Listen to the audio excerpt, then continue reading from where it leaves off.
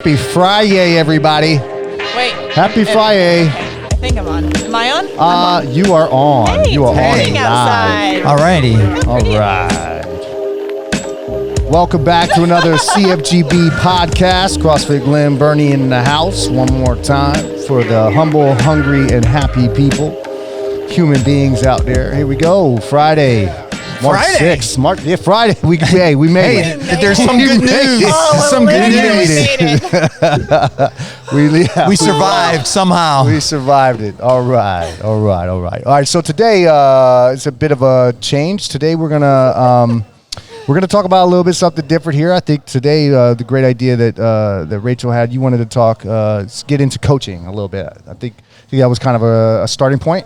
Yeah, so I think what we're going to do, all three of us have very different backgrounds, probably pursued our CrossFit Level 1 certificate for different reasons. So I thought some of the things we could do is talk about why we did that and then possibly some of our coaching background as far as, like, who are coaches that inspired us in our background. You know, I grew up doing gymnastics and I know the way that coaches impacted me that way. Yeah. I know you said you grew up doing some basketball. Yep. Bob, I'm not sure Yeah. what was I doing? What were you doing in the 80s, Bob? Well, in the 80s, I was doing some software development and working. I was still in school. You were still in school. There you go. Bob, you have an interesting story. You've told me this before about your story about how you got into fitness in general. And I don't know if that led into, we didn't talk about coaching in general, but were there coaches on your journey into fitness or kind of pursuing a better healthy living style that where coaches had an influence on you? Yeah, so I would say no, there wasn't. So a lot of it was, going to Gold's Gym and just trying to figure out how to use the different machines and whether I should be doing the cardio first or the weightlifting first and just trying to figure that out. And, the Gold's Gym and things like that, you really don't, unless you have a personal trainer, you don't have anybody really coaching and helping you out that way. So for me, going to the gym in the morning was just part of my daily routine. And it was really my day job that kind of got me into coaching. And I say that, and it's a curveball to everybody out there because it was really my day job was software development and pretty much plugging in front of the keyboard and spending the day basically just doing my thing. And I needed an outlet in order to, try to get away from the keyboard, get away from the spreadsheets and things like that. And that's where I really got into coaching an indoor cycling class. So I was teaching spinning class for 9 years at Gold's Gym. And for me, it was the fun part of the day where I could carve out, an hour in the evening to go and do something completely different, from software development. So that was my, so even though I didn't have a coach, I really enjoyed that role of getting out and coaching and cheering and cheerleading and stuff like that.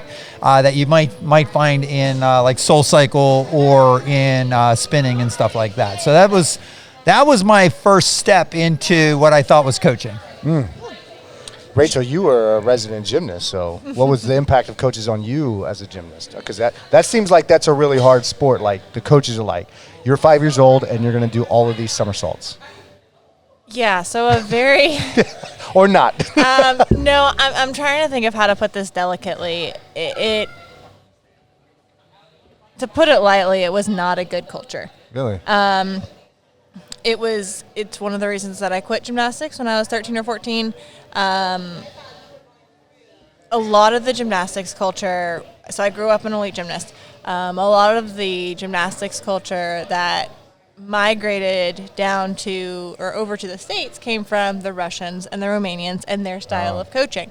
And so what that has turned into is this highest expectation of perfection, which is good. There's a reason why USAG is as good as it is, United States Gymnastics, sorry. But the culture that creates and the yelling and the screaming and the, I remember a lot of different things as far as, there were just different things that my coaches would have said to both me and my teammates at the time. That were not the healthiest things to say to, kids who were 10 to 13 years old. And a lot of that has been visible in some of the culture that's in the stuff that's come out about exposed, USA Gymnastics. recently, yeah. Mm-hmm. But I can say that that's had an impact on me now because I can see the expectation for excellence. I can see the expectation for pursuing that level of perfection. But I can recognize that there's another way to do it. There are other ways that you can try to bring that out of people.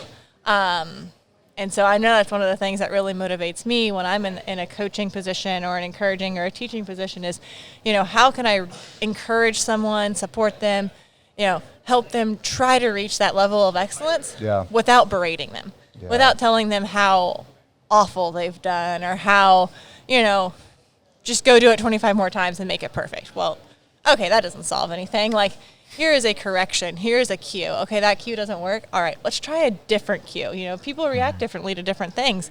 And those cues at the right time are so important.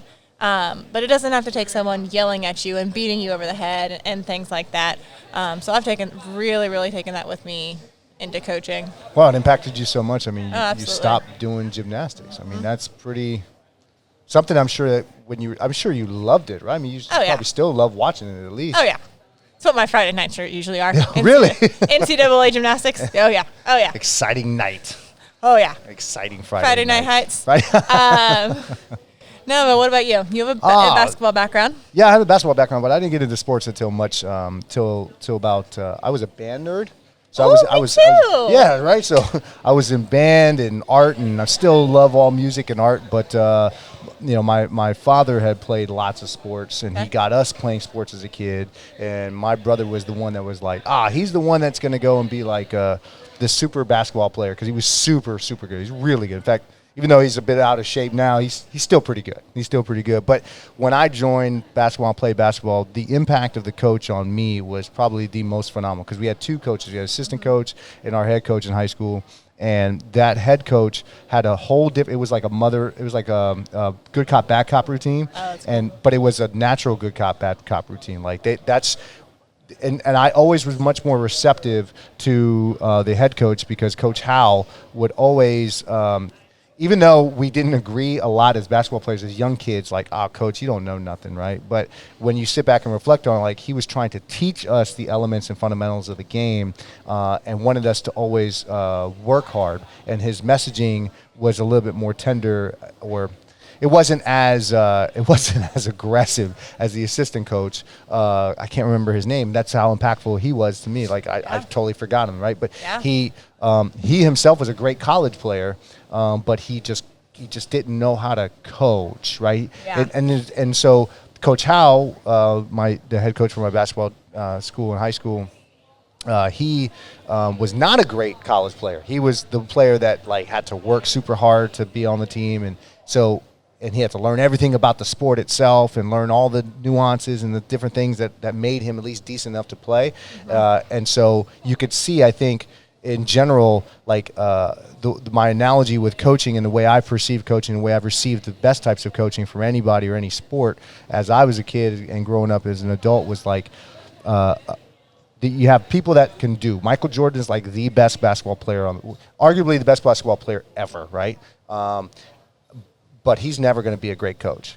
Phil Jackson, on the other hand, and Doc Rivers, who's currently coaching right now, those guys were decent basketball players. Doc Rivers was a more decent basketball player than Phil Jackson, but Phil Jackson was he wasn't that great of a basketball player. In fact, he's not even remembered for being a basketball player. He's remembered for being a basketball coach, a head coach. So I think those who can struggle with being coaches, and those who may not be the best at their level, or that maybe they are actually better at coaching because they have to do all the other things. They don't have the natural talents that persist in like a Michael Jordan, or maybe even be interesting. I wonder if Matt Frazier could coach a class, right? Like, what would that feel like? I know maybe he could, maybe he couldn't. I don't know. I think that just brings up such a beautiful point about the expectation for athlete and coach. A lot of times it's like, oh, well, you're a professional athlete, and so you're expected to go into a coaching role, and it's like, that's not for everybody. Yeah. Not everybody has that desire to teach and that desire to build and support, and that's okay.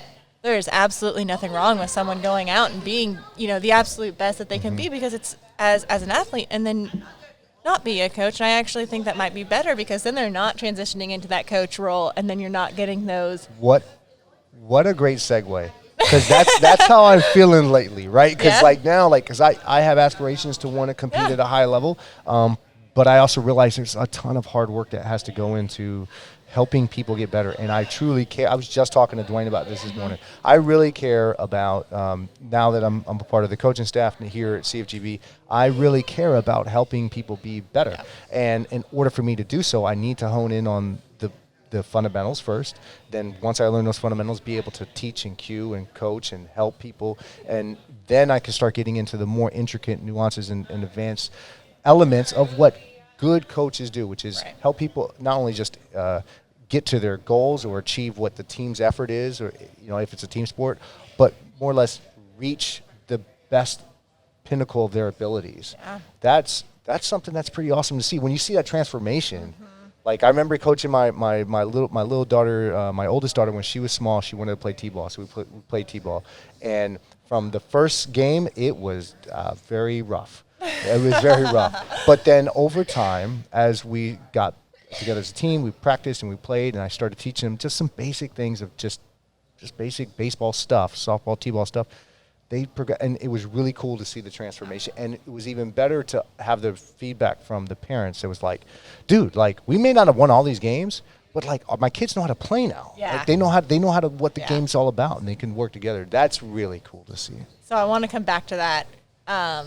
But I agree with you. The first time I taught someone when they got their first bar muscle up, I think I was more excited than they were. I was jumping up and down, screaming, and they were just chilling on top of the bar, okay, I'm up here, how do I get down? And I was like, I'll help you with that in a minute. But you're up there. This is such a big deal.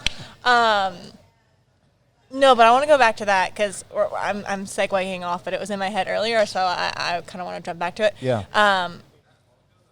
There's a lot of misperceptions, and especially in my gymnastics world about, there's all this stuff that's come out about gymnastics. Would you still put your kids in gymnastics?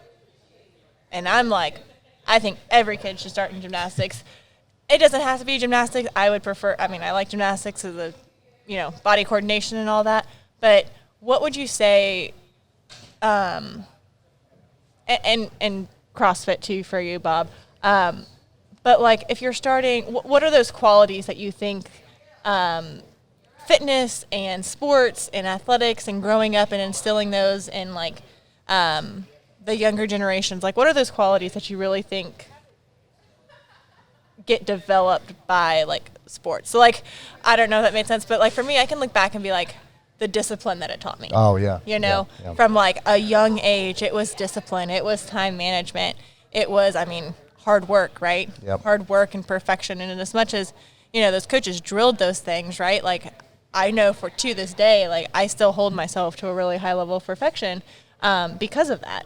And there are things that I would not be myself and characteristics that I take into my personal and my professional life, and obviously the gym, that wouldn't be there if I hadn't been in athletics or in a sport as a kid. So I'm just curious, what qualities you guys think are, so important, and what your thoughts are on that.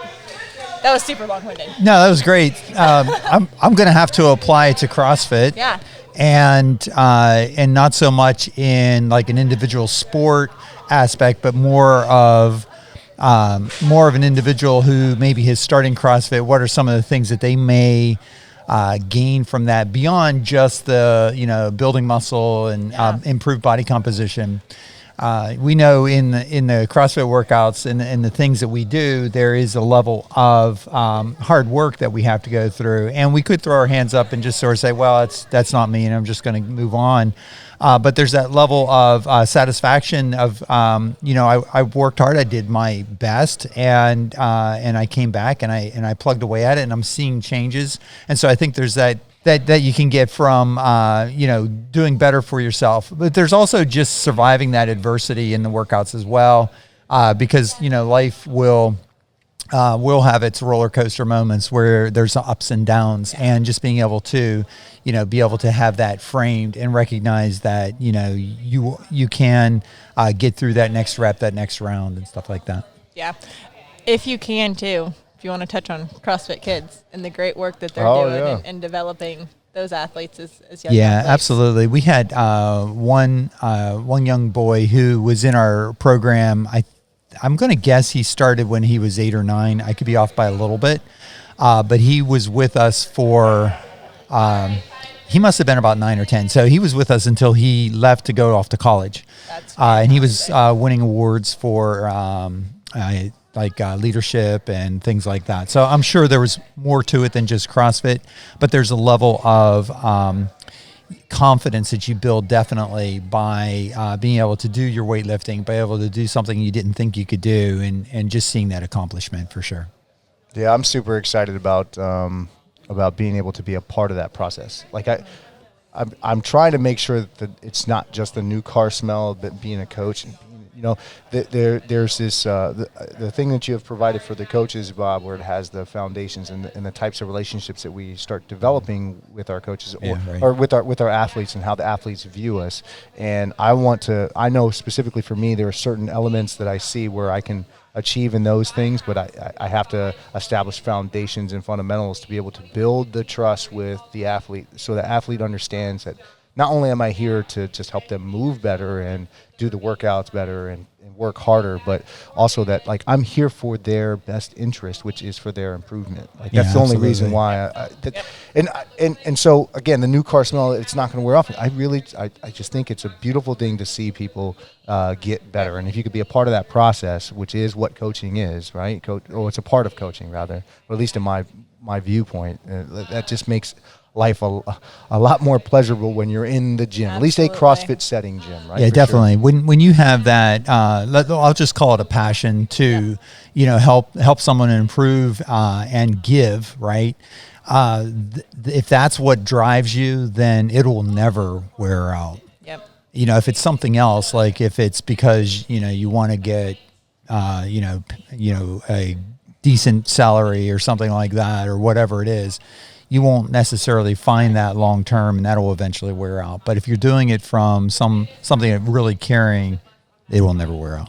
Well, So go ahead, Rachel. I'm sorry. I was just saying, well, I mean, that comes full circle, right? Like, especially in a gym like this, or even one-on-one training, nutrition training. But, the client's going to come in enthused and ready to go. But, when your coach is sharing just as much excitement and it's just as fulfilling, if not more fulfilling to the coach. Like, I don't know that as many people understand that, like, we are just as excited, if not more excited, when you're making progress. And, we can see it from a different perspective. The coaches can see those itty-bitty little baby steps, whereas, like, the people in the gym, the clients, may not be able to see those, but then that's going to re-infuse and re-energize the client.